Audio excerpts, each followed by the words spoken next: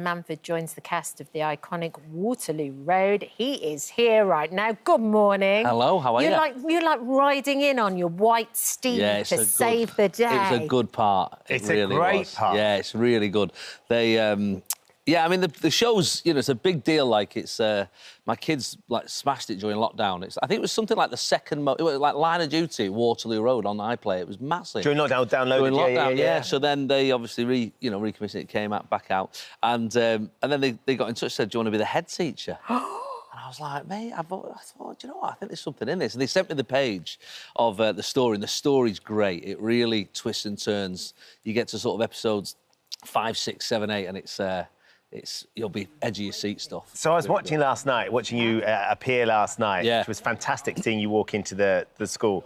And then I was looking at you thinking, gosh, you do have the air of a head, which has never struck me in the past. No, I know. I was not... But is it the heightened... authority, am I? Is it the heightened hairstyle? Yeah, I mean, they gave me like a slightly bigger hair than I normally have. And, yeah, James, who plays Joe, there's a bit shorter than me as well, so that helped. The stature side. But yeah, it's funny how you put your suit on, and also you are working with lots of children. Yeah. And lots, like, there's loads of them, sort of hundreds of kids, and they do sort of just start calling you sir, and you do sort of like just get into it, you know what I mean? I mean, not necessarily the main actors, but, you know, your extras and stuff like that, yeah, they're well into it. Have you got home and have you started insisting that your children call you sir as well? There is I've got no discipline at all when it comes to that. So, I know, my kids said, oh, you'll be good at that, Dad, and I sent them the page, actually. I said, what do you think about this? Not the full story, so I don't want to ruin it for them, but I said, they've asked me to, you know, one of your favourite shows, they've asked me to be the head teacher. My daughters had a funny reaction because I told them roughly the storyline. And at that point, they said to me, they said, oh, he's going to have a will they, won't they with one of the teachers. Yeah. And I said that to the girls, and they went, ew. And I said, what do you mean? I said, that's just part of the storyline. It's not me, it's the character. She went, yeah, but that teacher, she's about 24 and you're 43, you weirdo. So I was like, all right. Fine. So I got to get back in touch with the producers to go, I will do it, but can you change the love interest to somebody more age-appropriate? And it was Kim Marsh, which wasn't difficult. Oh, no. Fall in love That's brilliant. And did the girls get, like, a writing credit then? Yeah, sure, really, yeah. But what is great about it is feel-good and it's got moments of comedy, but it's also got those very serious moments as well, where it deals with, like, you know, bullying and vaping, like big subjects that need to be dealt with. I think that's right, and I think it's one of those shows that creates a discussion point. You know, if you're watching it, you know, we all know now it's, you know, not everyone's watching TV together at the same time, and but this is one of the few shows that families still do sort of watch together, and it does, even for us, you know, I got home and I never realised, because I don't smoke or anything, and I'm not around vapes, I didn't realise how big of a problem they are, and the fact that they are marketed essentially for kids, sure, bubblegum flavour. Bubblegum flavour, bright colours, you know, of course a 13-year-old thinks it's for them. So I didn't even realise until we did the show. And then that was something to discuss with my kids, you know, to see how much of a problem it was at their school. Creating those discussion points is always really important for the family as well. Yeah, and also to see something, you know, there might be something, you know, there's a character going through something medical where the doctors don't believe her, you know, and for people at home to see that happening on screen, to go, actually, that's happening to me, and maybe and the bullying, you know, maybe it's something I can discuss. So it is an important show. It's got that sort of Grange Hill vibe of stuff that you need to talk about. You know? Yeah. If you grew up with Grange Hill and now we're watching Waterloo Road, Kat and I said exactly that this morning. Yeah, we did. Yeah. And it was at home. I mean, it's your hometown. It's like your way. It was great, yeah. Like, literally walking distance from the Apollo Theatre in Manchester. So, yeah, straight in and out every day. But that does, like... You know, people often say, oh, it must be nice to be at home. Especially when I'm on tour and stuff, they go, must be nice to be at home. I go, no.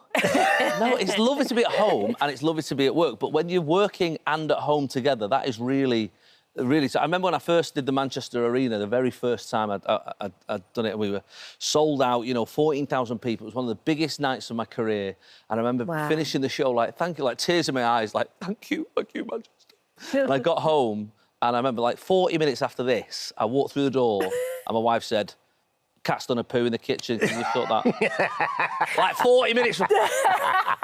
The adulation and glory to the reality. I love how it went to the cat as well. Not one of the 6 kids, but nobody. Straight to the cat. Yeah, the cats, that's my job. You've got a new tour. You've got a You know new when you're doing tour? that, like, sifting for gold, but it's like just cat poo. Horrible. What a What a job that is. What a job that is. And you've got a new tour coming up. Yeah, that starts tonight. Yeah, so we start work in progress tonight. Which is... So how long does work in progress go before you? Yeah, so I do more. My work in progress tour is often longer than my actual tour, like most people. So I do about 50 work in progress days, but I do 2 a night. You know, we knock out sort of 10 a week. 2 a night. Yeah, and so you do. You know, I start off doing 2 different shows. You know, do an hour, hour and a half, and then do a different hour and a half. And it's at great. The same venue. Same venue, so you get a different audience at 6:30. You get rid of them, and there's a lot of people stick around. And you have the same audience twice, and then gradually sort of knock it into shape. And because it's one of those things where, you know, even after 25 years, you don't know if it's funny until you've said it out loud and people are laughing. No, so... it's like when Paddy does one, I find it terrifying. Oh, yeah. And until you've actually tested the water and found out what does work and what doesn't... That's right. You have to be there to do it. Yeah, you've no idea. But the audience are in on it. You know, they've come knowing it's a work in progress. It's cheap tickets. It's in a tiny venue. And they sort of like it. You know, there's a lot of routines making their farewell debut. Like, you know, you start something halfway through, you think, I've not got an end to this. Like, you know, but you just tell them, and that gets a laugh. I was going to say, so is there something quite joyous in that you can go and do it like that with an audience that's collaborating? They're in on the joke, and it's great fun. And also, I get a lot of people come to the work in progress. Then they come to the arenas or the theatres later on in the tour, and they can see it. They're like, oh, I remember when this joke didn't work. And now it's much better. Now it does. You've developed it to where it is now. Yeah, definitely. So you've got we're seeing you in Waterloo Road. Waterloo Road, that's on Tuesdays at 9. You're starting your pre-tour sort of work in progress. Till next November. New quiz show? Answer Run, 4:30 on BBC Which One. is absolutely flying. Yeah, it's going really well. Yeah, it's gone great. I can't believe it. Well, it's funny because we did Unbeatable a few years ago. I was up in Glasgow when we saw you gave me a good tip, actually. I don't know if you remember. What was the tip? You said, engage your glutes. You're standing up a lot. I did. I thought it was going to be a presentation. No, it was engage your glutes, he said. And honestly, it was a massive help because you are doing 5 episodes a day, and if you are slouching a little bit, you know, if you'd be like, so Ben he said, just give it, like, push out a little bit, you know what I mean? So if you're ever watching Ben on me, you're like, oh, just do it. Which 1972? I feel like we're back to the start. Of all the advice you can pass on, but look, it stood him in good favour because look at him. Magnificent glutes. It did work, yeah, they did. So you got that going on, and you got that's on and there. Panto, and then back in Panto again, third and final time. When you say, don't you say that every year? I say every year, yeah. I went to see him in Wizard of Oz. I took the 2 boys, and he put them up. It was so good. Good fun, wasn't it? Oh, we loved it so much. It was a lovely show. That was a real treat to be friend of Dorothy for 10 weeks at the Palladium. Amazing, amazing. Treat, yeah. Well, look, good luck with Waterloo Road. Yeah. And the tour. Thank you. Tour and everything else that's going on. It's always great to see you. Yeah, nice to see you. And paddle. And paddle tennis, get on it. And get your glutes activated. Engage your glutes, the glutes. All the tips this morning, all the tips. Waterloo Road will continue next Tuesday, 9 p.m. on BBC One. And, of course, you can get all the episodes available on iPlayer. Oh, hello. Thank you for visiting our This Morning YouTube channel. We upload tons of new content every single day. So hit the subscribe button, like all the videos, and don't miss out. We'll see you in the morning. So good. Stars of the show, Cara Toynton and Emmett J. Scanlon join us now with not all the details. You can't give it all away, but we have loved watching it, haven't we? We're so into it. We're very lucky because when you guys are coming in, we often get given sort of screeners to watch. So we had all 4 episodes. Yeah. And I literally devoured them last night. He's done them all. I haven't done all of them yet. I started and I need to know what's going on. And honestly, it's one of those things. I don't know what you guys felt when you read the script, because what happens at the end, I didn't see coming. Oh, that's music to my ears, because you never know when you do these things. You get lost in it and you're thinking, oh, everyone's going to guess, but you never know. But with this, there's so many twists and turns. I always wonder how you guys have enough time to watch all these things. But thank you for watching it and enjoying it. And this is for anyone who enjoyed the first series, it was fantastic. But this is actually an anthology. So for those people, it's nothing to do with the first one. This follows a new teacher and a new sort of household. We are married. We've been together since sort of uni days, and their relationship we've got lost, and then the kind of drama. What's our family name? I'm kidding. It was a long story. I tested her in the green room. We were playing.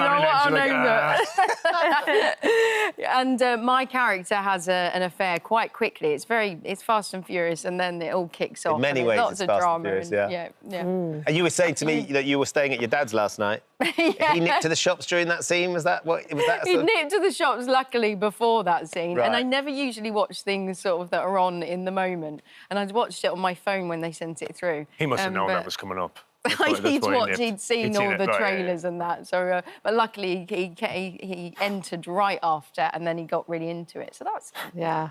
And I mean, what's your character like? What's your relationship? Tim Oxley is, well, he's a teacher. He's a gym teacher. Obviously, if you could see what's underneath this top, there's a very well-chiselled one-pack. Oh, no, we saw it in the top. Don't use No. Very good. It's very bad. You're all over the place at the moment, you are. I can only He was apologise filming 15 profusely. things while we were doing this. I can only apologise. But it's...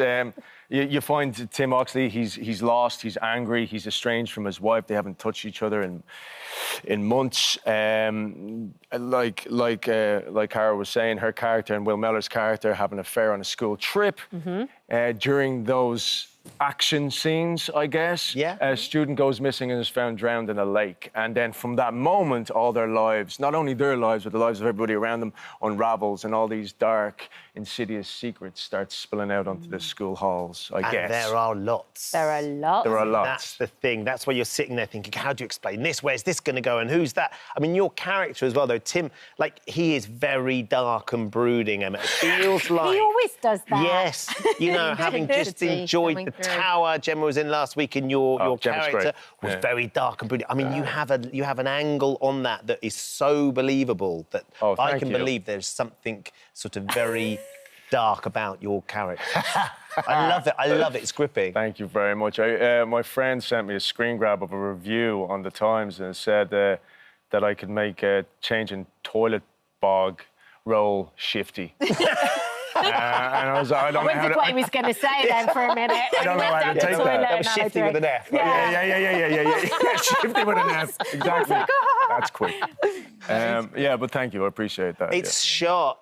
Cara, you shot it in Ireland, I think. Yeah, it was beautiful. I think you might have just been... Were you on holiday when the job came through? No, I had transferred over. I was staying with my parents. My wife was leading a show called Hard Acres, which comes out next month, and I was going back and forth to London doing another show. So we moved back into my family home, which was triggering, to say the least. And, with the kids, and I got like 2 kids that are made of 98% sugar. They are crazy.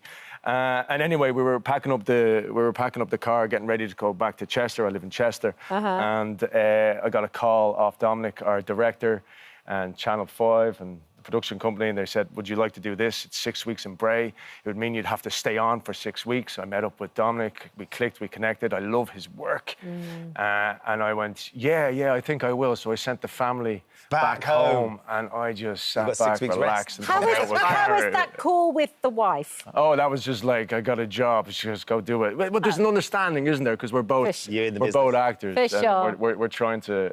pass the baton. For sure. And as beautiful as it is, Cara, it was pretty cold, I'm led to believe. I mean, she has a good line in big puffer jackets. I know. The point was my hands are... it was freezing. And in Ireland, it's kind of that damp cold. It is. It feels gets your bone. Extra... Yeah, you would know. It's just bitter. So I just spent the time just with those hand warmers in my feet pockets. and in my pockets and everywhere I could get them. But you're actually living in Norway now with your family. Yeah. It sounds beautiful. Actually, after filming this, we moved over. So it's early days, but my kids are half Norwegian. My partner speaks to them purely in Norwegian, but we wanted them to speak as well. So they're just starting, and it's really exciting. What's it like? It must be quite different to It here. is. That Scandinavian dream is not a bad one, and we're always out on the boat and fishing and... How's your Norwegian? Not good. That's sort of the next phase that I'm going to start some lessons, because I try to read the kids the stories and they laugh their heads off. So with your Norwegian accent and your the inflections, and there's different They're slagging your accents. What age are they again? I know, 3 and 5. So it's a really big Everyone's a critic, Emma. That's the problem. Everyone's a critic. Can I just quickly ask? Yes. Kin. Yes. Oh, yes. Are we going to get another series of Kin? Because there must be such a heavy demand. that whole family, that whole story is so extraordinary and gripping. Oh, appreciate that. The outpouring of love since it hit Britain has been extraordinary and has blown us all away, to be honest with you. And the year has changed as a result, and the noise is kind of wild and exciting. How long after you finished it did the noise, that sort of bubbling happen? Because you showed it's an RTE thing. It was an RTE thing, yeah. It was released in Ireland. It did incredibly well there, and then when it came here, it took on another life. It was like everybody had seen it, and it was like it's such a humbling. Like, we get to do this. We get to make believe. We get to live inside our imagination and call this our job. There are thousands of really, really talented actors out there. So being invited onto any type of set is a privilege. Yeah. It's an amazing opportunity. It's a lottery win. In answer to your question, because I've waffled on too long. I don't know if there's going to be a season 3. It hasn't been greenlit yet. There is a little bit of a... I don't know if I'm stepping out of line when I say this, maybe even a bidding war, but there is a lot of interest in it. I hope it comes back again. I'd love to take on the role of Jimmy again. To get that character back, the whole family. I'd love to. Yeah. We've loved having you on the show. Thank you both for coming in. Thank you, guys. Thank you so much. The show is brilliant. Yeah, The Teacher continues tonight at 9 p.m. on Channel 5, or you can stream episodes on My 5. And it's every night, I think, isn't it? Every night. Every single night. Tune in to And find out if you what get to the end, or when you get to the end, message me in and let me know whether you worked out what was going on. I wouldn't have. I had absolutely no clue. I was rubbish. It was amazing. That's brilliant. Lovely to see you. Hello. Thank you for visiting our This Morning YouTube channel. We upload tons of new content every single day. So hit the subscribe button, like all the videos, and don't miss out. We'll see you in the morning. I'm gripped. I am gripped. Tracy and Eamonn is here on the sofa. Hello. I mean, hello. Lovely to see you. So good to see you. What memories? I'm just laughing because I'd forgotten how many times. I was only in it for 18 months. I got punched in the face so many times. Punched into a grave, punched into a glass cabinet. Yeah, I'm thinking, wow. Punched into a grave by Barbara Windsor. By Barbara Windsor. I mean, that's an accolade. And then sort of fell back onto Den's sort of grave with just a little bit of bra showing. It was super camp. It was fun. I have to say, though, you look very well on it. Oh. In that close-up to this close-up, there's no difference. You look incredible. I mean, I have to say, the glam... Have you seen these episodes? The glam in prison is incredible. I said that this morning. I mean, even though she's been inside for 19 years... I mean, that's quite a stretch. Well, she's clearly got a manicurist, a hairdresser and an entire sort of makeup guy. But actually, knowing Chrissy, she probably did. I always sort of, like, modelled her on... sort of the sort of people that go into prison that are quite, that cosy up to the governor. So I imagine that she was let out on release twice a week and Just went out for lunches. Yeah. Had a custard cream and a cup of tea. She worked probably the Ivy or somewhere. She's having a lovely time. Yes, I like where she's... So why was this the right moment to return? I never had the time, and it was never right. And I had come out of a very long stint of theatre, playing Shylock in The Merchant of Venice, which we'll talk about later. And there was a gap, and Chris rang me one day as I was walking down the road, and he said, sit down, would you come back? And I went, tell me the story. And he told me the story. I sat down for 20 minutes, and I went, yeah, now's the time. It was just such a good storyline, and it just fitted in perfectly. And what's it been like, sort of, being back in Chrissy's skin and playing her again? So it's bizarre. I lived down at Albert Square for 18 months, more than I ever saw my husband or anyone at home. I literally was doing 28 scenes a day. 19 years off, and going back in, I was a bit like, what's this going to be like? But it was like finding an old coat at the back of the cupboard that you loved. I put it on the first day, and I was, put her on, and I loved it. I had such fun, and I just loved that character. She's written for so brilliantly. Coming back into prison, being the sort of... It was a cross between Orange is the New Black meets Prisoner Cell Block 8, all my favourite television secrets. So I loved it. And what does your daughter think of you now being in EastEnders? Because she's 18 now, is that right? She's just 18. So she didn't see you? No. She has a healthy disinterest in everything I do. When I was in Auntie Val in Friday Night Dinner, I think that just hit the schools around that time, so she got that. But she keeps going, what, duff-duffs? What's a duff-duff? So I've made her sit down last night. She was like, oh. So she quite liked it. Is she into it now? Yeah, she got it. And that's the problem with, you start off on one episode of EastEnders, next thing, 15 years later, you're watching everything that goes. It's like a gateway entry television soap addiction. And it's a brilliant one, and she's just such a fantastic character. What can we expect You've got, it's a really good week of high octane. It's every emotion from A to Z. It's, you know, we've got fights, we've got tears, we've got laughter, we've got conciliation, we could have death, who knows? We could have death. We could, I'm just toying with you, maybe.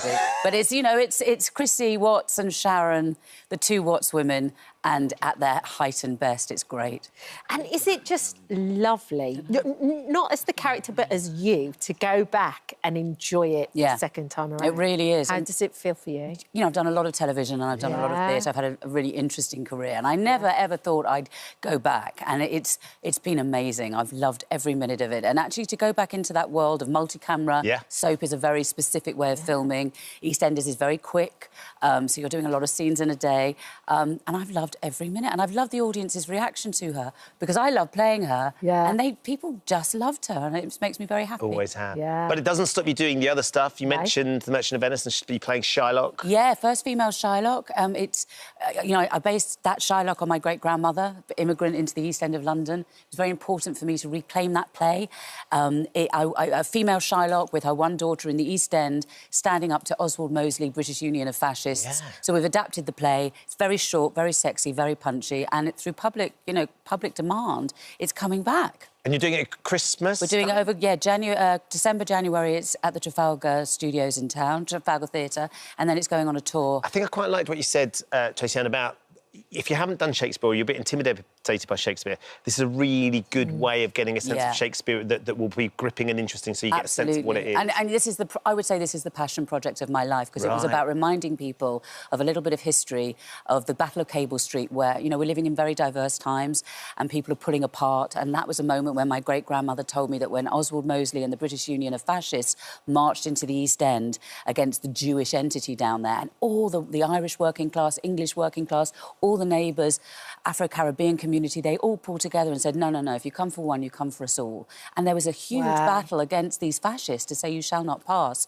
So to get Shakespeare, this female kind of Shylock, reclaim her, and to set it against that background, it's been a really potent, popular mix of...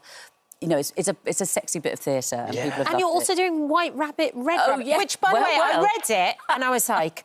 What? You're doing what? You never see the script. You don't... saying the title itself, White Rabbit, Red Rabbit, it's a really weird thing. I've been asked to do it amongst the great and the good of the sort of... You turn up on the day, you haven't seen a script, you don't know what you're doing, you don't know what the set is, you don't know what the story is. You walk out into Soho Place, audience, sold out, and you go on an acting experience that you don't... It's like a nightmare. And amazing people are doing it. They come in and go and... Yeah, they've got incredible people doing it. Who are the other people doing it with you? Well, just like... Or done it in the past. Just I mean, just look at the names. Yeah, it's just the great and the good. So I feel very honoured, but slightly terrified. There's that thing about you guys as actors, though, you like testing yourself, and there's no clearer test than being put in front of an audience without any idea who you're playing, what the storyline is, what the script is or anything. It's an actor's nightmare. Look, a lot of people I know would be... you know, somebody said to me, pull your big pants up, because that's terrifying. Yes! But I love that. I thrive on it. Amazing. So it's diverse, but I'm so glad people are enjoying Chrissy and the Merchant, amazing. so thank you. Thank you for coming on the show this morning. Thank you. Tracy-Ann and EastEnders is back tonight at 7:30 on BBC. Thank you for visiting our This Morning YouTube channel. We upload new content every day, so go ahead and hit that subscribe button so you don't miss out. And we'll see you in the morning. We were just reminiscing, because Coin Drop, obviously, is very similar to Tipping Point. We love it. It's why it's so great. And Joel just reminded me that you came on Tipping Point Lucky Stars a good few years ago now. Yeah, it was quite a while ago. And I remember I wore Converse and I had jeans with, like, rips in it. And we were on the show, we was filming, and I remember Ben going, and at what point are you going to get changed? Because... It's prime time, baby. You sweet talker. And it didn't do him any harm, though. Look at him now. Look at him now. Look at him so now. lovely to see you both. You look glowing. It was so... your beard, it was a contentious subject. I messaged you and I said, the beard looks so good. Thank you. And it was a huge vote. It was the biggest vote since Brexit. Everyone was talking about it. And I thought it looked absolutely fantastic. And then you shave it off and then you go... You know what? It does look better without. Oh, really? I think you look youthful. And that was the point that my mum kept making, and a lot of the people... So we allowed the viewers to make the decision, and they rightly sort of chose what they wanted. Wasn't necessarily what we wanted. And it does take a few years off you. You're thinking about... I mean, you're You're 10 years younger than me, though. He's got no grey, though, left. My wife would divorce me if I shaved my beard off. Oh, really? My chin looks so odd. And my chin doesn't suit the lower half of my... Basically, I started being on telly and doing well in my career when I started having a beard, and that is no coincidence. Really? It's a lucky charm. That is no coincidence. I've got an odd chin that just goes to the left. So the bottom of your face doesn't match the top of the face? And Absolutely not. Whose is it? Absolutely not. Yeah, I don't know whose it is, but it's very strange. Keep the beard. Well, definitely don't shave it off by tomorrow. Got to keep it for that, yeah. I really do. It's a big night. It's a very big night. How are you prepping? Are you doing vocal exercises, stretching, watching every single Oscars, Emmys known to Matt? What's going on? It's so much pressure. It really is so much pressure, but I've really tried to not think of how much pressure it is, because if you think about what actually is happening in the way that there's 5 million people watching at home, 15,000 people in the O2, and you're performing to everyone here who are your friends and your colleagues and, like, everyone who's great in the industry, but you can't think about any of that. You just got to think about just, like, what you get through it, read the auto cue, have fun. Yes. And that's what I always forget to do. I always forget. I forget to have fun. There was something else I was supposed to do. It's so hard because there's all this stuff. And I get to the end, I'm like, oh, I forgot to have fun. But this is the fourth one you've done. Yes. Is it getting a bit easier? It is a little bit. It is a little bit. But we've thrown something in the mix to make it a little bit harder for myself. And is this the opening? So it's the opening. I thought we need to mix it up a bit. Let's freshen it up, guys. That looks dangerous. You know? Right Did you like what I did? These little clicks. That looks dangerous. Maybe I've been rehearsing these clicks, guys. But hold on, I think I know. Because I listen to the podcast, your podcast with Hannah, as you know, and she's always the fountain of wisdom and knowledge when it comes to you performing. Yes. She always thinks outside the box. So you were talking about doing a corporate somewhere and you're really struggling with the room. You're really struggling with the energy in the room. And she had a brilliant idea, which I think you may be employing tomorrow night. This is what she said. I was like, OK, energy is low. Let's try and pick this up. Have you ever tried a Mexican wave? Yes. I think, like, everyone loves a Mexican wave. I'm thinking, like, you're trying too hard with the words. Maybe bring more what's physical. Funny? There's nothing funny about Mexican wave. Everyone loves it. Yeah, but if you did a survey I'm a comedian. Yeah, but I think if you're struggling on the intro, just go, OK, none of this is working. Right, guys, up on your feet. That's a clap.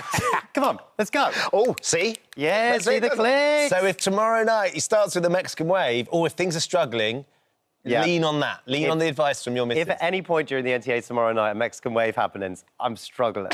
I think you need to call on him as well. Like, literally go, Sheps, I see you, on your feet. I'm in Hannah's corner with the Mexican wave. Start the Mexican waves. You're really good. It's going to be like. I'm not gonna say what I'm doing for the opening, but it's gonna be very different. It's not a Mexican wave, and it's not a Mexican wave. Trust me, a Mexican wave would be much easier to rehearse. That's a tease. That's a tease. Exciting. Yeah. Shoulders. His shoulders. It might feature a bit of Anton de Beck. I didn't say that. I didn't say that.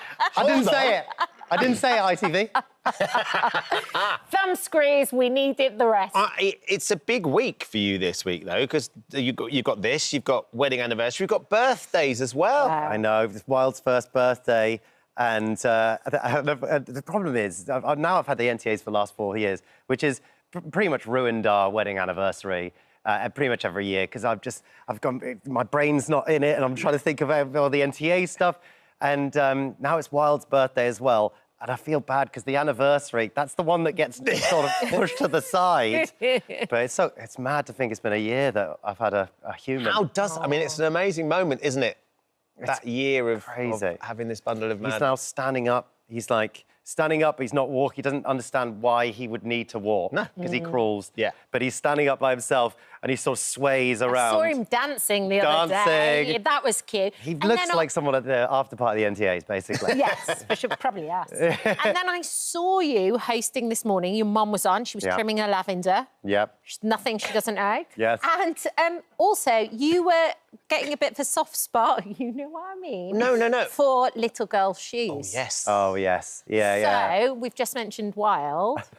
Could we put that on the schedule as well for like this week at some point? Yeah, you've got to put that in. We've got to put that in the schedule because I've got to work around jobs and stuff. That's the difficult thing. That's so romantic. It was so funny. It was one of those beautiful moments on this morning where me and Rochelle were doing this thing about kids going back to school, and there was these little girls' shoes, and I was just like, oh, I really want to have a daughter. And I said something like, Hannah, I'm on my way home.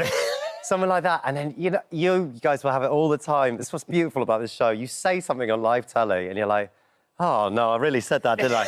I said, that was your outside this voice. is really bad. I really shouldn't have said that on live telly. But that's what makes this show so... I love hosting this show. Isn't it, Pam? Honestly, you guys have the best job and the best team. They're brilliant. Work behind the scenes on this. It's so fantastic.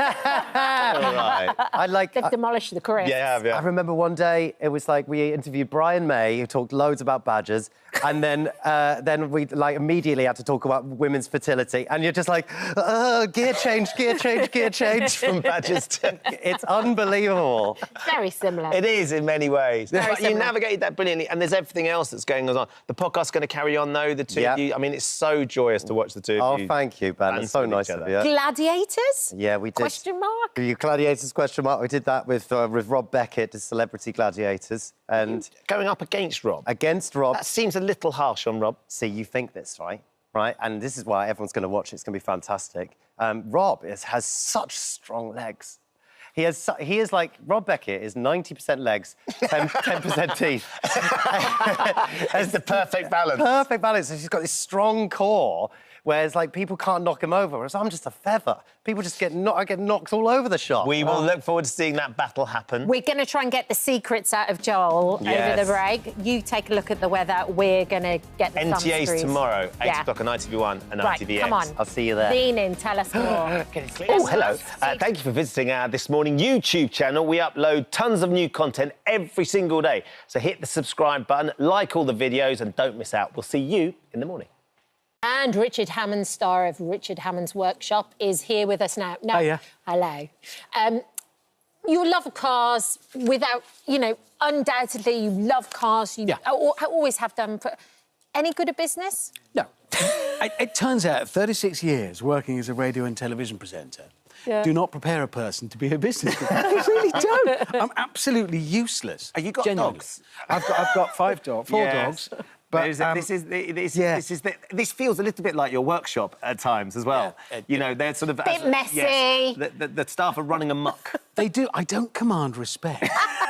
It's just something I don't. Some people do. They walk in the room and they're like, oh, dogs include. No, look, there's what are you no doing, respect, buddy? Whatever he likes. That's essentially what it is. Cushions off. What I love about the Smallest Club, your business, though, is you can clearly see there's a great atmosphere. You just need to start making some money. Stop it, you sound like my accountant. I know. But watching that, I was going, come on, Richard. No, what it is an unparalleled money disposal system. Oh. And it's brilliant. It's incredible. I could throw it in the river, or I could put it into the business, burn and it immediately removes any money that I should Are you have after lying my around. lip gloss? He's after my lip gloss, look. Buddy, That's my you always secret keep this here. stash. Come down. So when you're watching the show, just so you know, this is... anything else? Put my phone and... don't dig too far. No, don't, because there's Don't probably dig chewing too gum far. and tissues who's and all looking the kinds of most stuff. worried. Oh. Is it? But I think this is series 4. Series 4. Yes. Like, you would have hoped it would sort of be washing its face by now, Richard. I mean, it came about because I worked with cars for decades and always loved them. I mean, they are the machine that humankind devised to go and get everything we need in life. You need shelter, but once you need anything else, food, water, a mate, resources, you've got to leave your cave. And so, not surprisingly, we are engineers first and foremost, because our thumbs do that. So we invented a machine that would do that. So I've always loved them. I've actually just dropped a film on Drive Tribe, our little digital enterprise, that explains where my love of cars and television comes from. And it was one day in Weston-super-Mare when I was 8, and we saw a man, what's he doing on the beach, talking to somebody who isn't there? And I realised it was Derek Griffiths. Do you remember him? No. What? No. Not Derek... Ben. Well, tell me to Derek He was on Griffiths. Play Away with Brian yes, of course they do. Yeah, of course. Children's TV presenter. Yes. And he was leaping about, and I was transfixed as an 8-year-old, going, look at that man talking, but there's nobody there, but there is. And then we left that, and I walked with my head full of that onto the gardens in front of the front out Western-super-Mare. And there was a car show going on, and my 8-year-old brain just plugged them together, and that's my career. And that's where you are. So I've done that forever, but I've been talking about other people's work on Top Gear and on car shows before that and Grand Tour. And I thought, well, I want my own work to be out there. My grandfather was a coach builder. He built cars. So I thought, right, I want to have a go at doing that. Yeah. And I'm rubbish at it. No, but what you are brilliant at, though, is the different stories that come within the show. Like Connor Yates, the autistic guy who's like Connor Yates.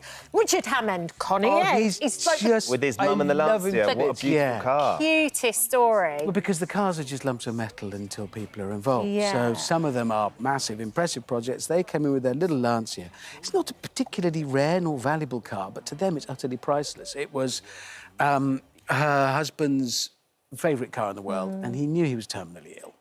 And they agreed they'd buy this car before he passed. And he did drive it a few times, and then sadly he passed. So she and Connor were left, and the plan had always been to sell it. But at his wake at the house, she realised she wanted to escape all the noise and the hubbub, just have a quiet moment. And she went outside and thought, well, I'll go and sit in the car quietly. And as she sat there, she realised, I can't sell this. Yeah, this is where he is. This is my connection to him.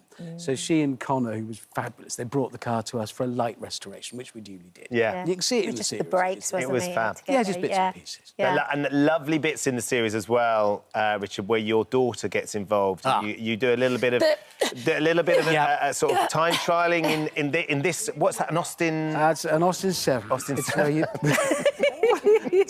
I'm no good as if I'm trying to inspire her. I hate watching this show. I see me with my daughter, and I can see me through both of my daughter's eyes, Willow and Izzy, and think, oh, you poor idiot.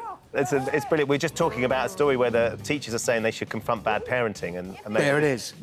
So what you do in trialling is you take a 90-year-old antique like that and then beat it up on the road. But I think you should start printing T-shirts with "Give it loads of revs, loads of revs." She wasn't afraid to give it revs, was she? Well, Isabella loves motorsport. It's amazing. But she likes Formula One. Right, OK. That kind of isn't Formula One.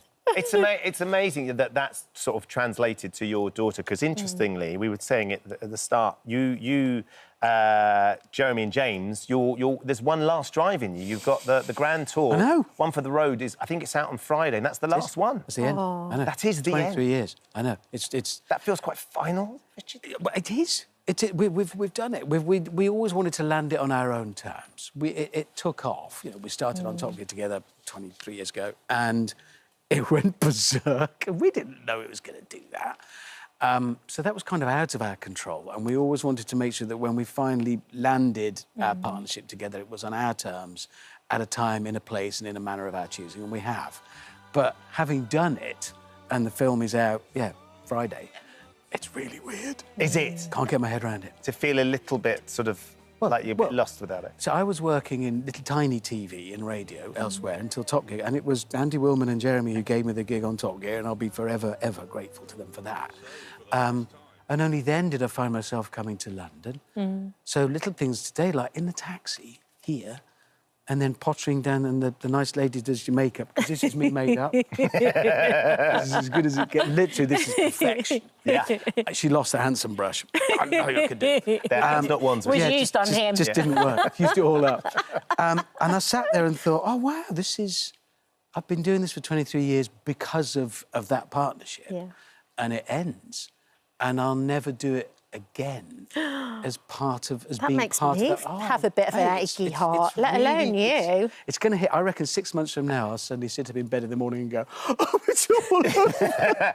It'll really hit me. If you could go back 23 years and tell 23 years ago Richard what it was going to be like working with Jeremy, 31-year-old Richard, what it's going to be like working with Jeremy and James 23 years, what advice would you give him? Well, I wouldn't be sitting here talking to you. No, I would say stick with it. It's going to be incredible. When I got the job, I said to Mindy, dear wife, they rang and said, would you like to join the team? I'll be honest, I burst into tears. I said, are you sure? Me? OK. And we opened a bottle of champagne, and I said to Min, this is going to change everything. And it did. It did. There's been bad bits. Yes. But for anybody over 23 years, you've got good bits and bad bits. Yeah. We just sort of had it at a They weren't pretty bad, though. We had a sort of magnified level. Yes. Yeah. What? He's back now. Do you not listen to anything any of your guests say? You're not remotely That was interested. a very sensitive bit we were just talking that was about all, then. like, That was you supposed could've- to be tears and heartstrings. Snacks. Were there any snacks in it? Is there a snack in it? Thank you so much for joining us. It's always a Thank pleasure, you. team. It's very Thank nice you. to come here. Lovely to see The you. smallest cog is streaming on Discovery Plus. It is on Discovery Plus. Great. There's a new one landing today, episode 3 of Series 4, and then the Grand Tour finishes on Friday. And that's me, that's my life. And then there's a dog. Yeah. There is a dog that's doing everything else. Oh, please find Keep something going. embarrassing. Give it some revs. Please Give it pull some something revs. out from under there. Come on. Oh, hello. Thank you for visiting our This Morning YouTube channel. We upload tons of new content every single day. So hit the subscribe button, like all the videos, and don't miss out. We'll see you in the morning. Oh, I've got to look at my goose board. I've got a goose board. 3 months on from that incredible win, Sydney joins us right now. Sydney, how are you? Good to see you. Good to see you guys. Amazing. How does it feel when you look at that? Emotional. Does it? I still can't get over it. It's a miracle, really, for me. I'm so happy. But you deserved it. You really did deserve it. And Thank you. obviously, you came on the show with your 2 nans. I did. Where are they today? I know. I was a little Maureen bit and upset. Bren, where are they? Where are they? Where are they? They're Love upset. meeting They're them. Watching at home. Of course Why are you they not are. here, ladies? They'll be livid they're not here. Hi, Nans. What has the last few months been like for you? Like, so when you finish Britain's Got Talent, are you straight kind of doing gigs, or do you go in a recording studio? What's the world look like for you? It's been non-stop. It's been amazing. I've been recording an album. Yeah. Like, what? I never thought that ever was in my life. Do you know, you think things are laid out for you, and that wasn't one of them. So I've been in a studio, and I've been creative and doing things that are my dream, you know. It's amazing. What's it like when you're in the studio? That first day in the studio must have been a great day for you. It was dark. Amazing. Just being around like-minded people is just super great. Yeah. Sydney, honestly, this is like a lovely story, but I always remember that your dream, obviously part of your dream was making albums and singles, but part of that dream was West End. It's going to happen, isn't it? Well, it's I going to hope happen. so. You've got to put it out there now. You've got to stop thinking, I'm not meant for this. This is meant for you. This is your destiny. Oh, I hope so. And do you know what? Even lucky me, winning a competition like BGT, you don't walk into a career like that. Yeah, you got to work. BGT was such a good platform to be like, hi, I'm Sydney, and then be like, hi, we see you, come in for an audition. And I'm like, thank you. Yeah. All I wanted to do was just get through the door. And, you know, a lot of things you're not right for. But then hopefully I know I'll be seen for something that I will be right for, which is amazing. So let's see. And Sydney, you finally got your prize money. You are quite extraordinary in that they had to chase you to give you the money. Apparently you're the hardest person to get hold of. Oh, no. I just thought, you know what? What am I going to spend that money on? Yeah, but I trust don't need me, it. The best Simon bank Cowell account. does not need £250,000 But in his bank isn't account. the best bank account, you know, where it was? So you I just liked thought, it in their bank No. account, just Yeah. sitting there. I just... No, it doesn't need to be there. He does not need it in his bank account. It needs to be in your bank account. So what happened? Was you just avoiding their calls or something? No, it just literally life took off and it didn't stop. And I was like, yep, I will give you my bank details at some point. I'm so sorry. And then doing this. That's brilliant. Life just took me off. And I'm loving life so much that I was like, that don't matter. Do you know what I mean? What was it like when you saw it on your bank it was statement? funny. I was hoovering at the time and I was like, screenshot. I was putting it on the family chat and I was like, look at that. Don't tell them. That's funny. So this is interesting, right? So this is the album, Sydney Christmas My Way, right? So when you mentioned like-minded people, when you sat down and you decided, you know, with the team you're working with, how'd you work out what you were going to put on there? I had was an it quite idea. easy? Weird, really weird.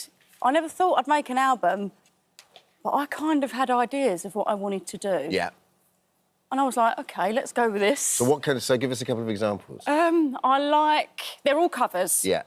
Because I have got songs written from when I was about 15, never thought they'd see the light of day. Yeah. So we'll have to have a look at those. I like taking old songs and, do you know what, any songs and just making them my own. That's what I like about you. You take these old classics and you put a twist on it.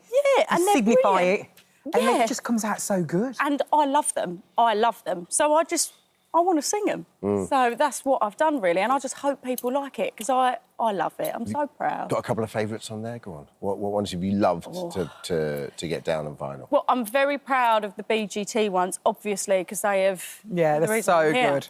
I don't want to tell you any, because I want to be what you said, buy the album. Yeah, You've been on, I know you've been on holiday with Amanda Holden. Check you out, and Alan Carr. Look at you holidaying with Amanda Holden. Who have you become? What, are you just on holiday and you give him a call? Well, I was on holiday with my family and I see that she was out there, so I sent her a voice note. I was like, Amanda, I was like, you in Greece? She was like, yes, darling, I'm here. I was like, you're an hour away. So we went for dinner. And she'd come in on her boat, because they went out on a family day trip, and they just come round to the island that we was on, and we had a lovely day. I got them on the rings. You got the donuts. Yeah, they had a lovely time. Alan freaking out. Hi, everyone. Just wanted to say thank you for visiting our This Morning YouTube channel. Now, listen, we upload new content every day, so go ahead and hit that subscribe button so you don't miss out. And we'll see you in the morning. Wow. Ross Kemp, Mafia in Britain, starts this Tuesday, 10th of September. 9 p.m. on Sky History, and the man himself joins us now. I mean, me and Al just watched a little snippet the other night of Ep 2, I think it is. We're obviously familiar with the Mafia in terms of Italy and... TV. You've got your Sopranos, you've got your Godfather. Right, yeah. We've read all the books, but the Mafia in the UK doesn't seem like a tangible thing. So what was the starting point of this? Well, the starting point is the death of Roberto Calvi, who was known as God's banker. He was over 60 years old. I remember that. He climbed over Blackfriars Bridge. He got over the scaffolding. He's over 60 years old and slightly, I would say, heavy for his age. Yeah. But he had 5 bricks in his underpants, 2 gold watches and about £40,000 in cash. And the police promptly said, that's a suicide. No, it's not a suicide, because it'd be very difficult to be a suicide. And it was a symbolic killing. And it's never been proven, but we think it was a symbolic killing. That starts the journey, but I end up on a caravan site in Preston looking at an Italian hitman who was travelling from Preston to Naples to make his hits. So living in Preston? Living in Preston, driving, stealing a car, driving it, they were looking at Porsches at the time, driving it down to Naples, offloading the car, killing someone at the weekend, and then driving back and spending a week before he drove back again the next week. Jenny Panzuto. So they're living here and hiding in plain sight, or...? That's the way it works. And, you know, I've got to say, we travel all over the world. So we start off in London, but then we go to America, where I meet, you know, George the Cowboy, Monterano, Crazy Sal, Polizzi. These are the guys that were genuinely around during the Goodfellas days. These are quite intoxicating people. Personalities are really interesting.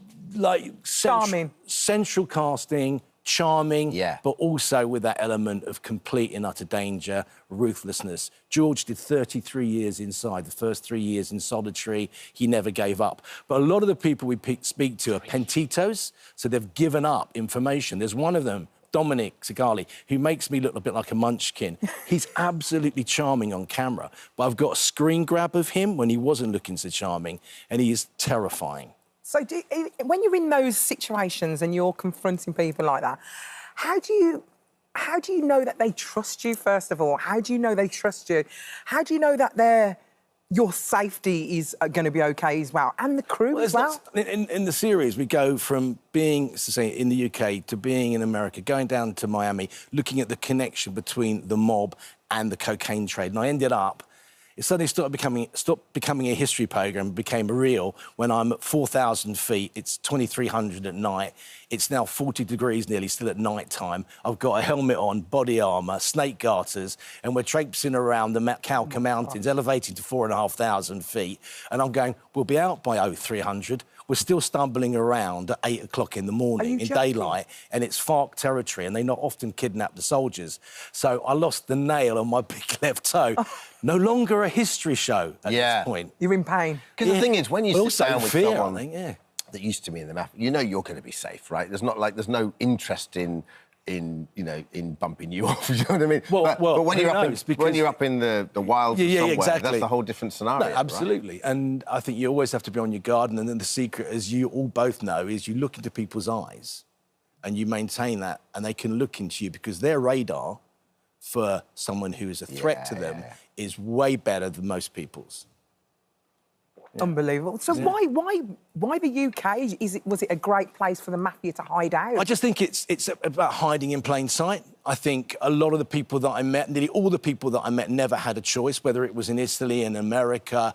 They were born into it, and there was no way out for them. Wow. And so the only way out for many of them is to, you know, become a pentito. But some of them have just done their time in prison talk.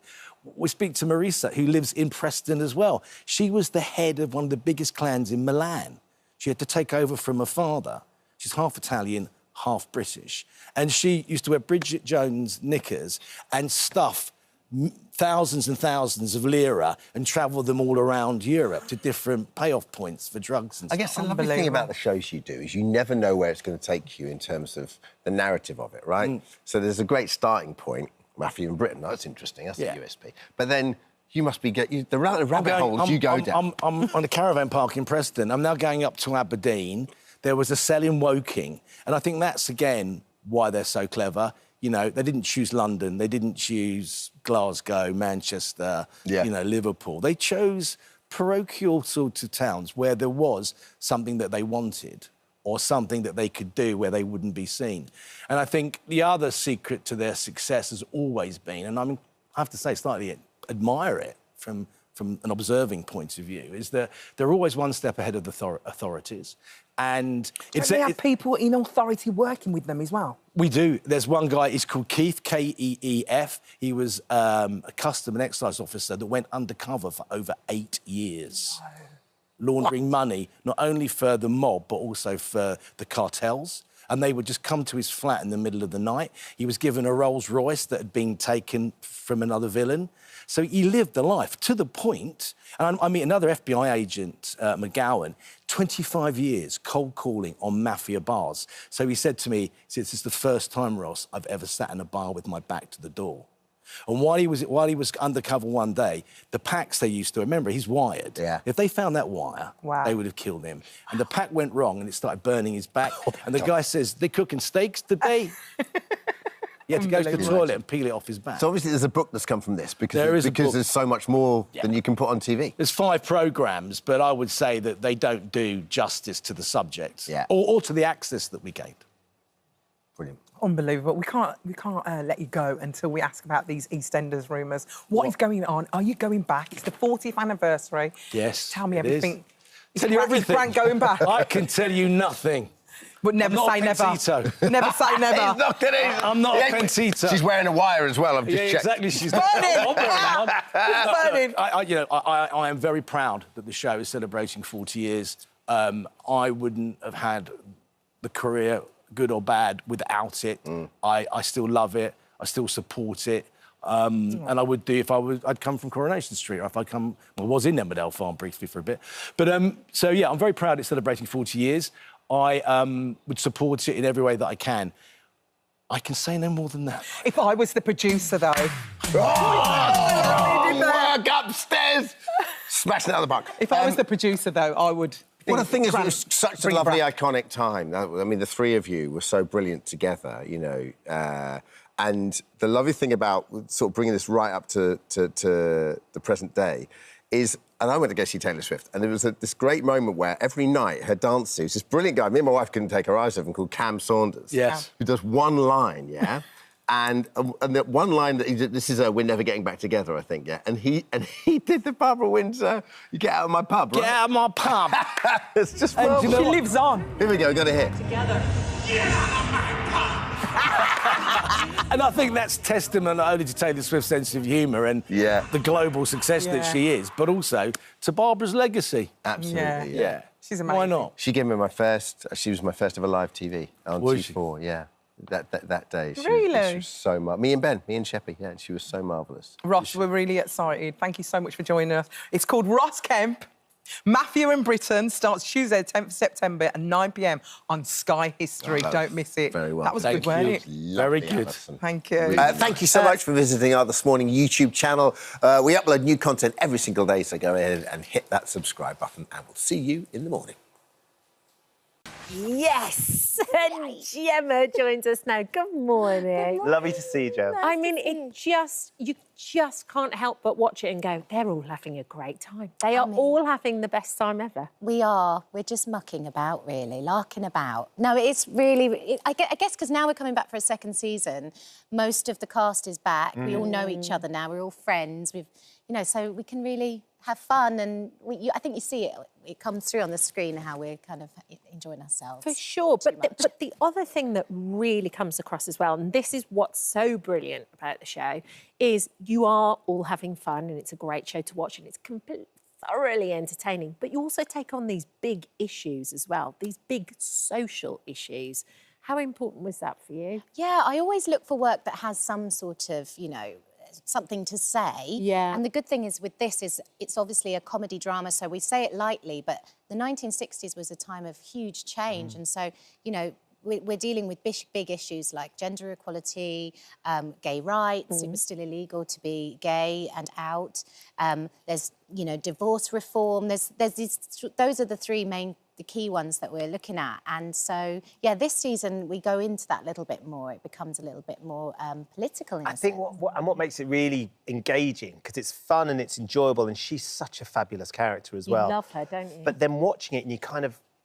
Because we all take it for granted now, but you're watching it reminded that, you know, one of the writers is gay and he gets caught and all that, and the implications of being that, the Equal Rights and the Equal Pay Act that they all start sort of protesting for, that's still a battle that's going on in many areas. But you suddenly realise what it was like back then. We have this idolised idea of the 60s was all about free love and having a fabulous time, but there was a lot of issues within society as well that are suddenly the backdrop of this comedy show. Yeah, and we feel like it's so recent, and it was in a sense, and yet there was a huge change happening, especially, particularly end of the 60s, which is what makes it such an interesting time to shoot. It's just a cultural explosion, but also time of change in society. So it's also so clever how you shoot it as well, because there are moments where you're outside and it's like the streets in the 60s. There's always a bit of a caper in there. You're running around, you're being chased by the paps, or you're doing something, shopping or whatever, isn't there? Yeah, we use a little bit of, you know, Hard Day's Night, the film that the Beatles made. We've got a little bit of a moment of that, and we're trying to kind of... But we also use footage from the 60s, real footage, and we superimpose ourselves into it. So, you know, we do have us walking through Carnaby Street or Soho, and that's really, really fun because you get a sense of actually what it looked like at the time. Brilliant. And Sophie is a good Lancashire girl, Blackpool beauty queen. Let's talk about the accent, Gemma, because you can sit there and watch it, and if you don't know you're like, well, obviously that's where she's from. How do you get the accent? What do you go to sort of click that in? Usually, I love doing accents, any accent, and I embrace it. And I love to... There's a great archive that the BBC have where they just, over the years, they've collected people, just regular people, you know, and I found one of just these three Black Pudlian women in the 60s chatting about kids and cooking and stuff. And it was just really relaxed. So I used that and I would listen to that over and over and over. But also my best friend, Sarah Stone, is from Blackpool and she's never seen the show. Has she never seen it? She has no idea that there's like inflections that I use that are completely hers and, you know, but yeah, so I know someone from Blackpool as well and I lived with her for a long time. Did you not get her to pass your accent though? Did you not ask her about it? Come on. No, I don't know. She might think that I'm overdoing it. I probably am a bit. All the Black Pudlians out there are probably thinking, oh, no, it's a bit too much, but yeah, it's a lovely accent to do. And Lancashire is such a fascinating place for accents. There's about 150. Every town you go to is a different accent. Different twang. Yeah. In a really small area. Yeah, like actually, Liverpool weirdly. and then Bolton, and you know, they're all. Yeah, and you actually learnt clowning as well for this role, because so much of it is physical comedy, and of course that's all about timing and. Do you have that in real life? Because you're so glamorous. I know, and elegant, yeah. Honestly, I love coming to these, like, doing telly and stuff, because I get to glam up, but in real life, I'm really scruffy and very, very clumsy, and I crash into things, and I am quite slapstick in real life, so... but not deliberate slapstick? No, just very, clumsy, and so doing the clowning was really fun, because it's based on that, but then you accentuate it more, and you overdo it and stuff. So I love all of that stuff. Anytime I get to do anything physical like that is fun. Yeah. And there's a brilliant bit of scene, slapstick stuff between you and one of the new cast members in this series is Roisin Connerty, who I think is one of the funniest women on television anyway. Yeah. Naturally funny bones. And the two of you together, I wonder what it was like working with Roisin, because I can't imagine you can ever do anything serious. It was amazing. I mean, I think she's so wonderful and she's so perfect for the part, and she brought so much of her own experience to it. Because she's done her own sitcom, didn't she? Yeah, yeah, and she's just naturally, you know, some of the stuff she comes out with, you know, when you're not sure if if she's aware of being funny, it's that good. And because I do a lot of physical comedy, and she was sort of allergic to that aspect. She actually was really funny, the two of us together, me being all physical and her just kind of, you know, being more still and vocal. It was a good combo, yeah. Excellent. Well, you've also got another really exciting project out soon as well, The Critic. We've got Ian McKellen in the studio again next week. Very happy.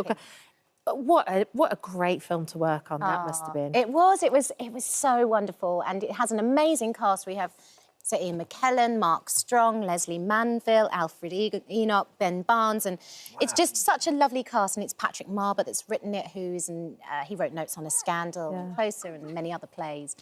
And yeah, it was one of those jobs where, again, and I have a lot of scenes with Ian. Yes. And it was just a joy. Because I was going to ask you, is it nerve-wracking because he's such a legend, and there is a scene in it where you literally are head-to-head. I mean, literally head-to-head. Was it slightly terrifying? I think before we started shooting, I was a bit sort of nervous about it. But when you meet him, Ian's so normal and personable, and he just wants to do the job. You know, we got stuck in, and it was fun, and we could play, and he's very, very down to earth, and he's a real actor's actor. You know, he wants you to go for it. So it must be a privilege to work with someone like that. Brilliant. The biggest privilege. It was brilliant, really was. brilliant. And you actually took your little son to work as well. I did. During Funny Woman, I did. In The Critics is in my tummy. Is it really? So he was with you all the way through then as well? I was pregnant during The Critic, and then on Funny Woman, I brought him to work, which was... And did he recognise you when you were in No. He actually, at one point, he came on set and I had the wig on and all the makeup, was a lot of makeup. Yeah, yeah. The costume was so loud, and he actually cried when he saw me. Bless. I was awful. So he's glad to have his mummy back. Upsetting woman.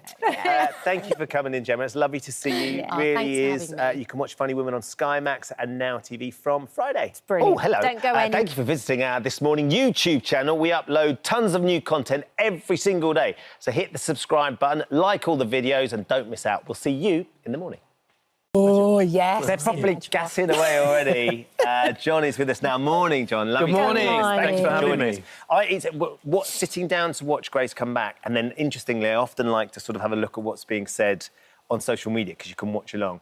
The response from people, because it's back, was just remarkable to watch, because he's become such a beloved character, and the series is so well respected. Oh, that's great to hear. I'm glad. Yeah, that's fantastic. I'm so glad people are happy it's back. Do you ever brave that? Do you ever brave the socials to see what people are saying about it? I do. I sort of dip in a little bit and ask other people and say what are they talking about, because I'm not on Twitter or X.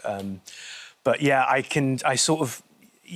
try not to go into the comments, because that way madness lies. Yes, so, yes. Often it does, but I can assure you, not with your series. Oh, good. It's just extraordinary to watch that response. But when you sit and watch it, you see how brilliantly crafted you've got this series, these 1 hour 30 eps, I feel like epic. It's indulgent. It allows your characters to just be so subtle. Yeah. And it's the little subtleties of the characters, I think, that work so well. Yeah. It allows them to breathe, and there's, really twisty, turny detective thrillers, so, people love a whodunit, don't they? And these stories are all, tried and tested from novels by Peter James, so we know they're good stories and they're kind of watertight, so we just have to bring them to the screen. And you just mentioned Peter James there, and apparently you now know that he writes with you in mind now. That must be so flattering as an actor, because it started with just the books, first of all. Yeah. I read about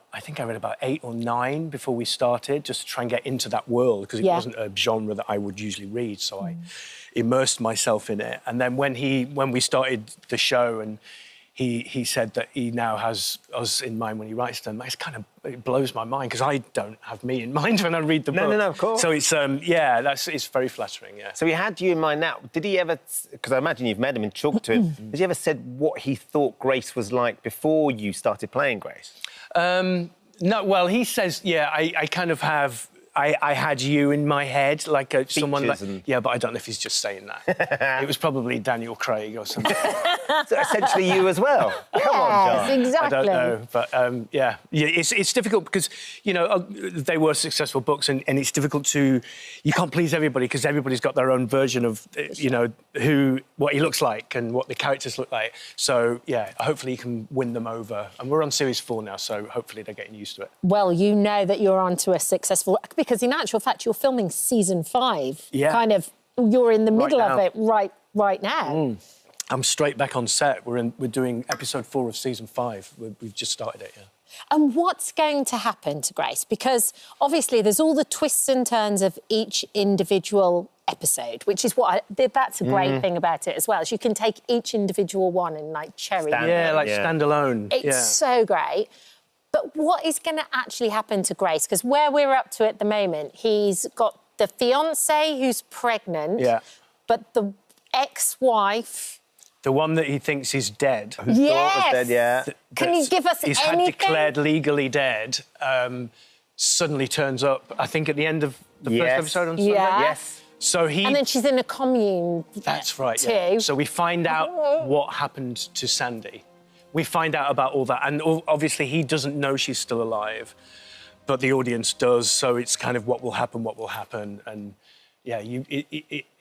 quite a bit happens in this series regarding Sandy, And and from the first episode as well, there's the plot is thickening with relationships between somebody is taunting Grace and his partner as well, the pram that turns up. So we understand that things are going to get complicated, as always they will. They will, and you don't know who it is because he's convinced it's that guy, Alvin Smallbone. Yes. He thinks he's got a vendetta against him, but it might not be. We'll have to see. And some of them get very, very dark. And it's almost like each twist and turn, you don't quite know where it's going. So your own head takes it almost sometimes darker than it actually ends up going. And some of those ones that I've seen, and you could like, oh, I'm frightened to almost look. Yeah. What's that like on set? Do you get quite kind of solitary and is it quite depressing, or do you take it the other way and it becomes a bit silly when you're not filming? Well, weirdly, a bit lighter. It is the opposite when you're doing something. I mean, I've done lots of dark dramas, and usually they're the funnest sets to be on. Because you've got a corpse normally laid out. You can't be there all day, like, oh my God, it's so horrible and grisly, and you just have to make light of it. And so they usually, and we have such a laugh. I mean, when you see the scenes in CID and we're being really serious and really clever, if you'd seen what was going on, like, seconds before that camera was rolling, we're trying not to laugh at stupid things. So, we have such fun making it. But then we have to get really serious as soon as they've shot. Well, I think we've got an exclusive clip from this Sunday as well, which I think will show another sort of element of how serious it can be on set. Serious. Roy. It's male. 50s, there's no ID, there's no obvious injuries. He was found at first light by a park ranger. Did it rain last night? No, I don't think so. Look at the bloating, his collar. He looks like a drowning, doesn't he? If he drowned, he didn't do it all the way up here. Well, assuming somebody transported the body in a car, it's still a 15-minute walk from the car park to here. It's a long way to carry a dead body. Oh. I mean, it does. It gets very, very spooky, this one. But in actual fact, it's slightly different to the novel that he wrote. Yeah. Like the ending. I don't want to give too much away. Yeah, I think there are different elements. I mean, we've started to sort of not veer away from the books. I mean, they're all based on the novels, but, we've chopped and changed it a little bit, Yeah. So if you have read the books, you're not necessarily going to know what's going on, and you're expecting certain things to happen. They might not. Something else might happen. So it kind of pulls the rug from your feet a little bit. One of the things I love, John, is that what's happened because of where the film and that it's all set down in Brighton. You have the shortest commute of any actor on any film set ever because you actually ended up moving to Brighton, sort of around lockdown, didn't you? Yeah, we did. Yeah, weirdly, we moved to Brighton before I got the job. Yeah. So it was just weird. It wasn't on your rider. I will do this as long as you film it on my street. Yes, if I can play a Brighton detective. But, it's an amazing spot, though, and it showcases Brighton. I mean, obviously there's a lot of gritties, but the backdrop is just a lot. Yeah, it's gorgeous. It's a great place to live. It's a great city, Brighton. Amazing. Yeah, and we show much of it. We're all over Brighton, all around East Sussex, so you see quite a lot. Yeah, it's like a character, actually, almost within. within Feels very much part of it. Yeah. Thank you so much for joining us Thank this you. morning. Thanks It's for having me. brilliant. We love it, don't And we? you're heading to set to the last Straight back to Series 5. So we'll look forward to that coming very soon. Yeah. Grace continues Sunday night, 8 p.m, ITV1 and ITVX. Oh, hello. Thank you for visiting our This Morning YouTube channel. We upload tons of new content every single day. So hit the subscribe button, like all the videos, and don't miss out. We'll see you in the morning. Very excited that these two musical theatre greats are with us. Thanks to their sold-out arena tours and countless fans around the world, they've become one of the nation's most popular duos. Michael Ball and Arthur Bow join us now Who needs with Oasis? a special announcement in just a moment. But so, what is this special announcement you've got coming up for us? We're getting married. Oh, we're not. Oh, finally, you've given in, Alfie. You've resisted for years. I mean, seriously, he hasn't got the ring yet or anything. I said yes. I have. I just haven't shown you it. We are announcing a new album. Amazing. And a tour. Yes. The album is going to be available for pre-order now. Yeah. It actually comes out on November the 8th. Yes. Look at that. Look at that. Fifth Vinyl and everything. This is your 6th album. Yeah. It is. That's amazing. I know. I know. I mean, it's a surprise you got one out, but you've got 6 now. But this is. I love the theory of this one. Together at Home. Yeah. Now, talk us about the sort of the songs that you put on this album. Yeah, they're all songs that relate to being at home, finding your home. You know, we all connect with home. It doesn't have to be a building. It can be a person in your life who makes it your home. You know, so yeah, and these songs are just relevant to our country, Ireland, Scotland, you know, every nation. So it's like everybody can relate to being at home. What are the songs that mean the most to you on there? Ones you were like, I'm putting this on without a shadow of a doubt. The one we've just put out today, that we played for the first time today, is Proud. Yeah. And that was me over the summer. Yes. And it was the Olympics. with the Olympics with Gracie. Your My granddaughter played for Team GB, in the Olympic Sevens. Yeah. We flew over, all the family, me, Kath, all the family. Look at her. She's actually the fastest female rugby player in the world. Is she really? Yeah, she's like unreal. Lightning. And to be in the She's in Stade action, look. Wow. to be in the Stade de France and watch her score a try. I mean, This is her place. awesome. That's not from the Olympics, No, because quite frankly, you need to remortgage the whole channel to play that. But I can't, Michael, for you there as a family, I would have been a bit... It was just, I was more nervous and more proud of that than anything I've done myself. And hence that song being on there means loads Yeah. for you. Loads. What about you, Alfie? There's a beautiful song on there that I discovered called Welcome Home. it's great. Yeah. And the way that we sing it is, I'm very proud of that, you know. Yeah. But it's a song that you sing to your kids, and when I'm with my kids, makes me feel at home. So that's the one that I like the most. Did any not make the cut? Did you argue over any? Was there any? There was. No, I don't know. Was there? What is on the album? Yes, there was. Yeah, there was. We tried to do that mix-up of the hymn mix. Oh, yeah. The mix-up of the hymn. That sounds catchy. We Weird, that didn't we make had the our album. Dave Arch was doing doing Strictly. doing the arrangements and so on. Yeah, and we there was- tried to mix up Vow to Thee, My Country and Old Lang Syne. Yeah. And it didn't work. Didn't It work. didn't Well, it quite- sounds no. like a great It mashup. was a if you great did. idea. It would have worked. in a It room. would have worked if we'd spent longer on it and You cut put your more of an effort into it. But you know, But you've had busy summers, though. Yeah. The Empire State Building, by the way, that's quite a spectacular feat. You sailed down it. Yeah. I'm ambassador. you there? There you go. Yeah, I'm an ambassador for the Outward Bound Trust. Yeah. And they asked a lot of the ambassadors to do this stunt, you know, to sort of show young kids that challenges are in your reach, you can succeed, you can rise to the challenge, and it helps you through life. I went through, and I did an Outward Bound course when I was 16, and we were set lots of challenges, and it just prepares you for the life ahead, for the road ahead. So, awesome. Abseiling down the Empire State was pretty intense. Has it prepared you for the Les Mis arena at all? Oh, yeah. 40 years. 40 years I've been associated with it. Yeah, it's come. Yeah, it's unreal. I tell you what was lovely. We done the All-Star concert version in the West End. Brought it back after first lockdown, had to close it again after just 10 shows. It felt like unfinished business. I don't know about... Yeah, absolutely. Yeah, and so to be back, to be part of this extraordinary company, which is taking it around the world in arenas. We're doing the UK because we don't travel. Quite right. And to be back in that room, singing those songs, working with him and all the other, it's just, it's a dream. It's a dream. It really is. And I can't remember it. Oh, hello. Thank you for visiting our This Morning YouTube channel. We upload tons of new content every single day. So hit the subscribe button, like all the videos, and don't miss out. We'll see you in the morning.